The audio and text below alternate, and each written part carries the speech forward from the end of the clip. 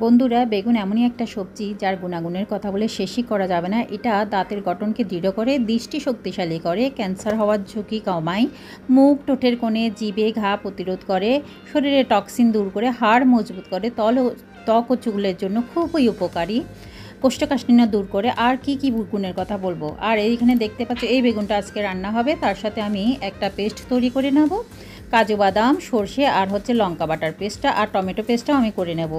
সবটা পেস্ট দিয়েই আমি রান্না করব।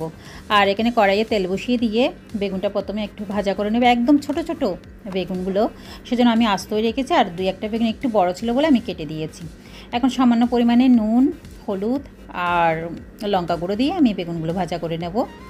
কেন আর কোনো কিছু অ্যাড করব না। বেগুনগুলো যখন একটু হালকা কালারটা চেঞ্জ হয়ে আসবে, হালকা একটু নরম হয়ে আসবে, তখনই আমি নামিয়ে নেব। আমার বাসায় বরাবরই বেগুনটা একটু বেশি রান্না হয়ে থাকে। বেগুনটা আমাদের সবারই ভীষণ প্রিয়। আর এর উপকারিতার কথা বলে কী বা বলবো, প্রথমেই তো বলেছি। আর এই তো দেখতেই পাচ্ছ, মিনিট দুয়েক যেতে না যেতে বেগুনগুলো খুব সুন্দরভাবে ভাজা হয়ে গেল। এখন এগুলো একটা বোলের মধ্যে বা একটা প্লেটের মধ্যে আমি নামিয়ে নিচ্ছি। নিয়ে বাকি রান্নাটা করে নেবো। একই কড়াইয়ের মধ্যে আমি রান্নাটা করব। আর কড়াইটা আমি চেঞ্জ করব না। এই তো অল্প পরিমাণে তেল থেকে গিয়েছে, তার সাথে আমি আর একটু পরিমাণে তেল এড করব। তেলটা যখন একটু গরম হয়ে আসবে, এখানে আমি গোটা জিরে ফোড়নটা দিয়ে দেব। তোমরা চাইলে কালো জিরেটাও দিতে পারো, কিন্তু আমার গোটা জিরেটা দিলে ভীষণ ভালো লাগে। আর দুটো শুকনো লঙ্কা দিয়ে দিলাম। শুকনো লঙ্কাটা আর গোটা জিরেটা একটু নেড়ে চেড়ে নিয়ে তারপর এখানে আমি টমেটোর পেস্টটা দিয়ে দেবো। এখানে আমি একটা মিডিয়াম সাইজের টমেটোকে পেস্ট করে নিয়েছি। তোমরা চাইলে গোটা গোটা কেটেও এরকমভাবে টমেটোটা দিতে পারো, কিন্তু আমার এরকমভাবে পেস্ট করে দিলে নিরামিষ তরকারিতে বিশেষ করে এরকম রান্নাটা ভীষণ ভালো লাগে আর খুব চটজলদি কিন্তু হয়ে যায়। আর টমেটোগুলো কেটে দিলে কিন্তু একটু নরম হতে সময় লাগে। আর এই তো টমেটোটা দেওয়ার সাথে ভীষণই সুন্দর একটা কালার চলে এসছে। এই পর্যায়ে আমি দিয়ে দিলাম আদা বাটা।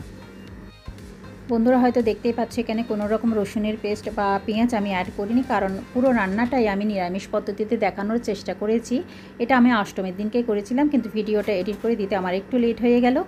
আর এখানে যখন টমেটো আর আদার যে কাঁচা স্মেলটা চলে যাওয়ার পর আমি এখানে নুনটা অ্যাড করে দিয়েছি। যেহেতু আমি বেগুন ভাজার সময় অল্প পরিমাণে নুন দিয়েছিলাম, তোমরা সেই অনুযায়ী নুনটা অবশ্যই অ্যাড করবে।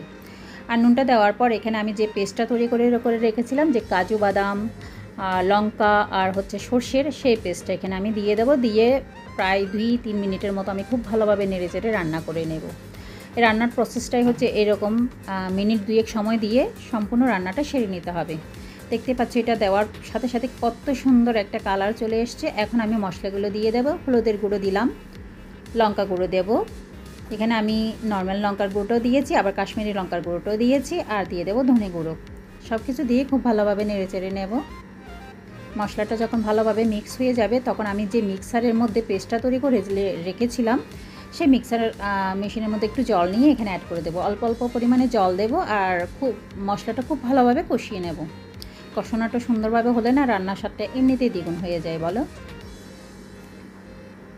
মশলাটা খুব ভালোভাবে কষানো হয়ে গেছে। এই পর্যায়ে আমি দিয়ে দিলাম 2 টেবিল স্পুনের মতো টক দই। টক দইটা খুব ভালোভাবে ফেটিয়ে নিয়েছি। তারপর এখানে আমি অ্যাড করেছি, যাতে কোনো গুটলি না থাকে বা দানা থেকে না যায়। এখন টক দইটা খুব ভালোভাবে ফুটিয়ে নিয়ে তারপর এখানে আমি বেগুনগুলো একে একে অ্যাড করে দেব। আর টক দইটা দেওয়ার পর আমি কিছুটা পরিমাণে কাসুরি মেথি এখানে দিয়ে দিয়েছি। তোমরা যদি কাসুরি মেথিটা না থাকে, দেওয়ার কোনো দরকার নেই, স্কিপও করতে পারো, কোনো সমস্যা নেই, এমনিতেও রান্নাটা করে নিতে পারো। আমাদের বাসার মধ্যে যা থাকে তাই দিয়ে আমরা চাইলে সুন্দর সুন্দর খাবারগুলো তৈরি করে নিতে পারি, বাস নিজেদের ইচ্ছে থাকলেই হয়ে যায়। এই দেখতে পাচ্ছ তেলটা উপরে একটু ভেসে উঠেছে, খুব ভালোভাবে মশলাটা কষানো হয়ে গেছে। এই পর্যায়ে গিয়ে আমি সে ভাজা রাখা বেগুনগুলো এখানে দিয়ে দেব। আর বেগুন যেহেতু অল্প করে রান্না করলেই হয়ে যায়, তাই বেশি সময় লাগেনি এই রান্নাটা করতে। আমার খুবই কম সময় লেগেছে, বড়জোর 30 মিনিট, টোটালি 30 মিনিট লেগেছে, এর চেয়ে বেশি সময় একদমই লাগেনি। আমি আমার পরিমাণ মতো জল দিয়ে দিয়েছি, যেহেতু আমি গ্রেভি টাইপের করে মাখা মাখা করে করব, সেই অনুযায়ী আমি জলটা দিয়েছি। এখন জলটা দিয়ে আমি কভার করে এটা রান্না করে নেব প্রায় 10 মিনিটের মতো। 10 মিনিটের মতো রান্না করে নিলে রান্নাটা একদম রেডি হয়ে যাবে। খাবার জন্য গরম গরম ভাতের সাথে একদম জমিয়ে তোমরা খেয়ে নিতে পারবে। এই তো দেখতে পাচ্ছ টক বটিয়ে ফুটছে। এই পর্যায়ে আমি দিয়ে দিলাম 2 স্পুনের মতো একটু ঘি দিয়েছি, যেহেতু নিরামিষ রান্না একটু ঘি দিলে না রান্নাটা ভীষণ ভালো হয়। কালারটা কীরকম এসছে একটু দেখো, জাস্ট ওয়াও, কি বলবো, এত টেস্টি হয়েছিল। তোমরা যদি ট্রাই না করো না, কখনোই বুঝতে পারবে না। এই তো রান্না একদম রেডি আমার। ধনেপাতা ছিল না বলে আমি দিতে পারিনি, তোমরা অবশ্যই উপর থেকে একটু ধনেপাতা ছিটিয়ে দেবে, দেখবে রান্নার স্বাদটা আরও দ্বিগুণ হয়ে যাবে। আজকের বেগুনের এই রেসিপিটা কেমন লাগলো তোমরা জানাতে একদমই ভুলবে না। সবাইকে অনেক অনেক ভালোবাসা, পাশে থেকো বন্ধুরা, বাই।